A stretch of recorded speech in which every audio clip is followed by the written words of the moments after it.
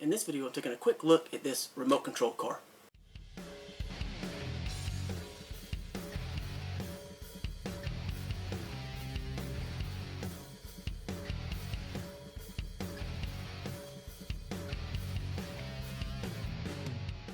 Alright, so we're taking a look at this remote control car. So I'll show you real quickly what it looks like, a little more detail.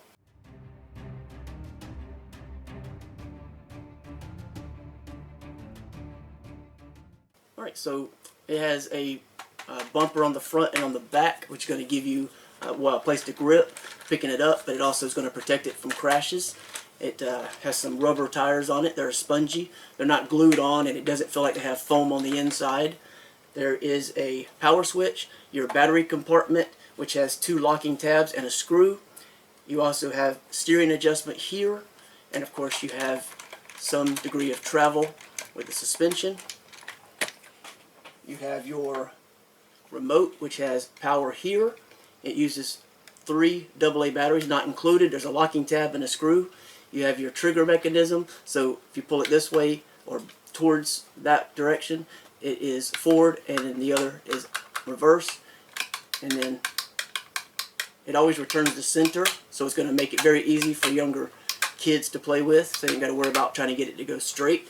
And of course the power switch there, which has a LED light that lights up red. It comes with 2 batteries.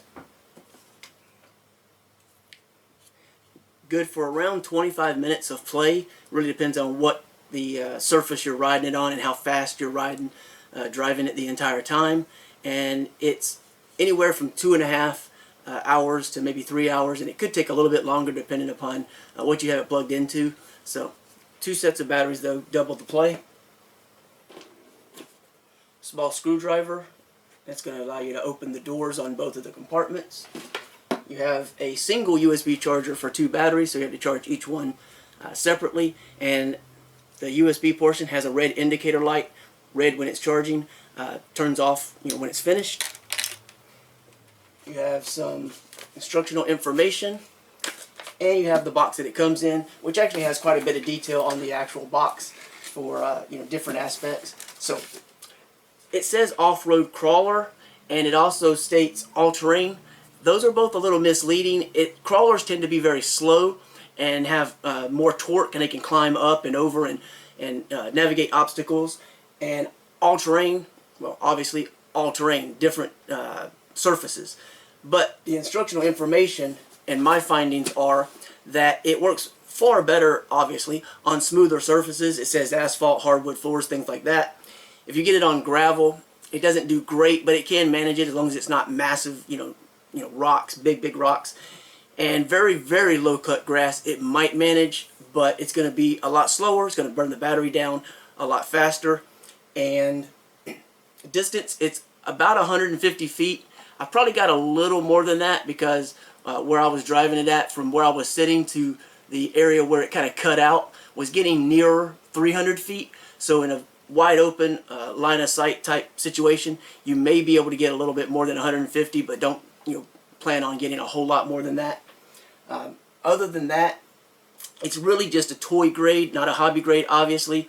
Definitely going to be for, or more so for kids than for adults, but it could be fun for an adult if you just want to have something relatively small. It is somewhat quick. There's not a whole lot else to say about it, like I said, other than it's not quite as good for all terrain. So you'll want to have the smoothest possible surface. So if you have an asphalt driveway or you live in a neighborhood, this will be good. Of course, being careful of other vehicles and such. If you're in a small, closed-in indoor space with hardwood floors, it'll work, but you should be aware that it is fast enough then in that small environment that you probably will bump into a lot of things. I did bump into a few things, so it may break. It didn't break for me. I didn't play with it extensively indoors.